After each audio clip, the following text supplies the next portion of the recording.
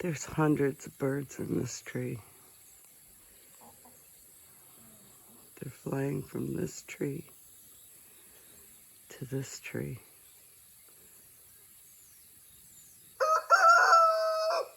Thank you, Gus.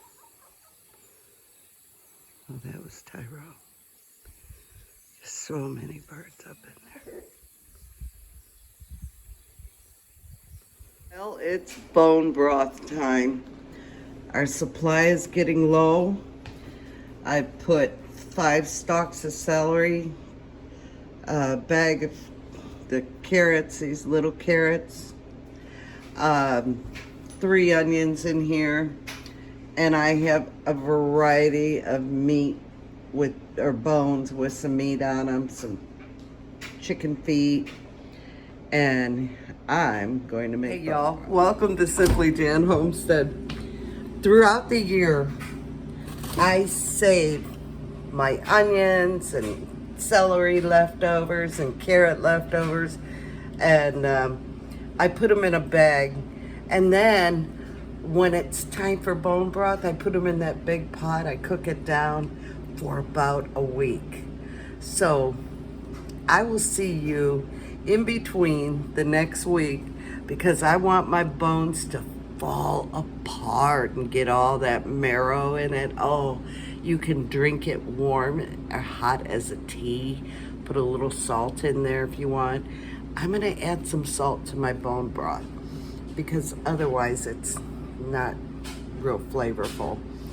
And I think the other thing I'm gonna do is add some garlic, because you know, you can't go wrong with garlic. And then I have 3 more bags down in the freezer that I'm gonna have to find room for, or just make another pot. So I will see you soon, and I'll show you the progress. I'm cutting up tomatoes. I'm putting them in the dehydrator. I have some trays already made up.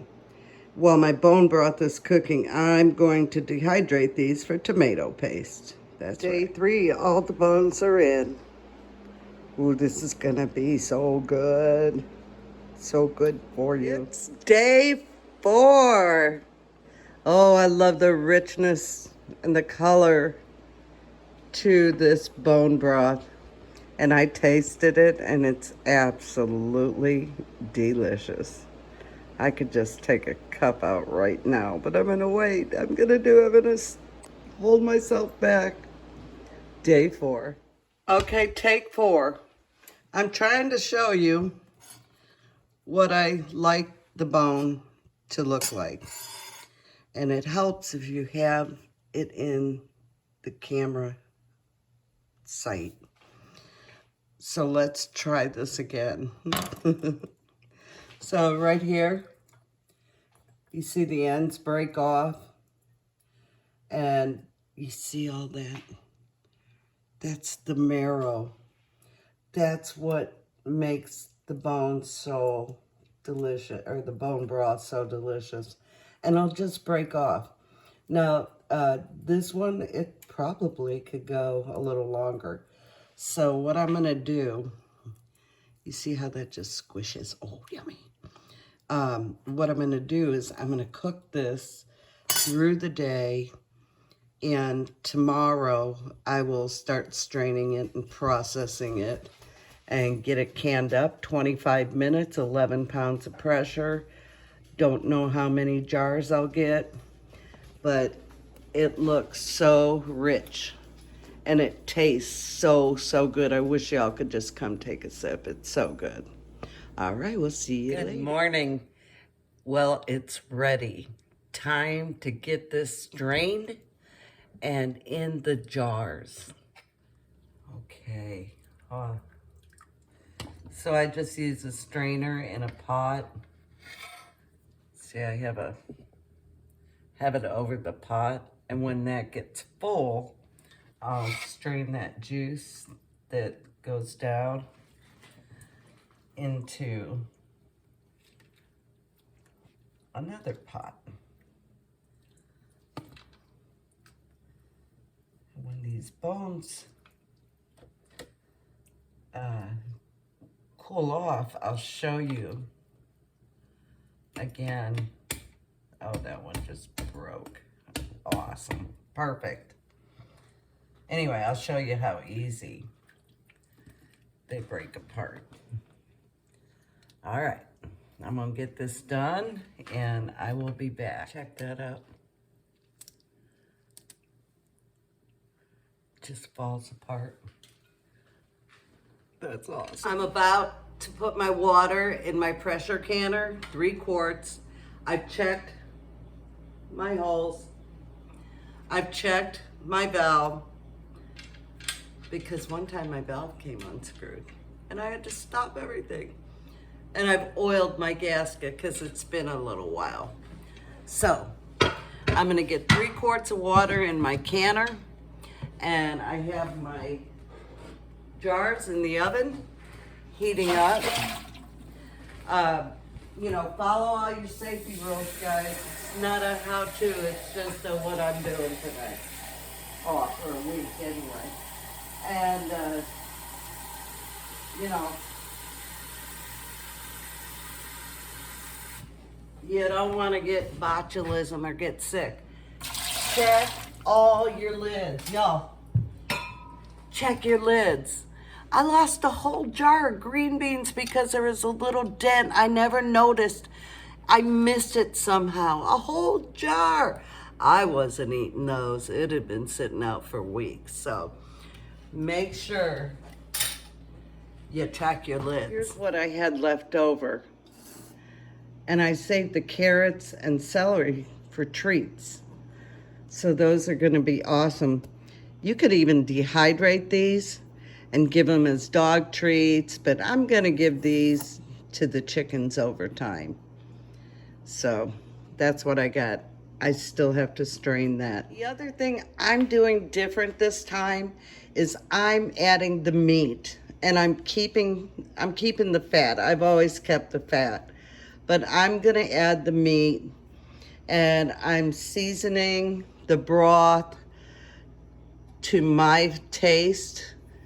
I put a little more salt and turmeric in it, because who doesn't love turmeric? It's so healthy for you. Don't forget to wipe your rims, because this is oil.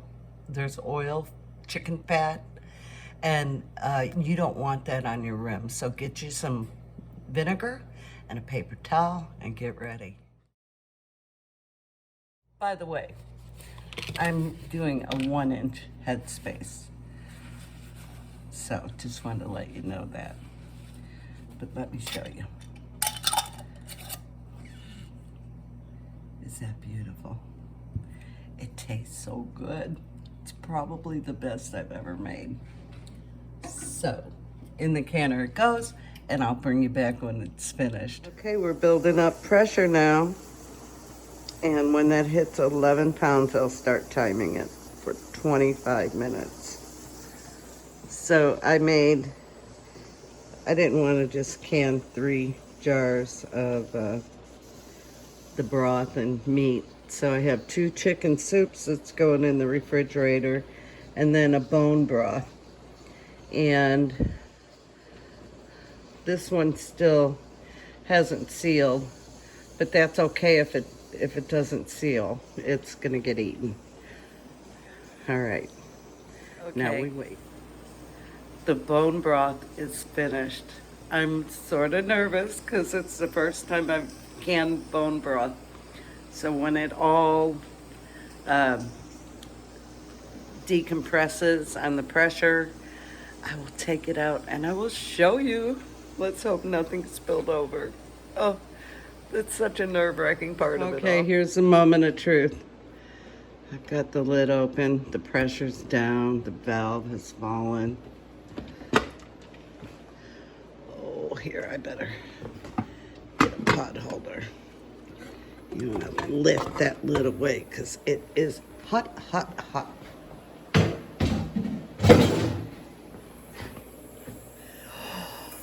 Oh, y'all, it worked.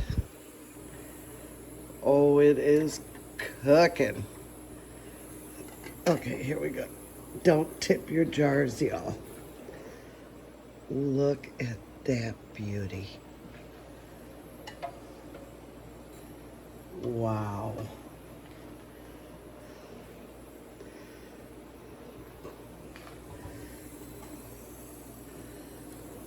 This is amazing. There you go. There you go. It is cooking. It just looks like an explosion inside there. That is so beautiful.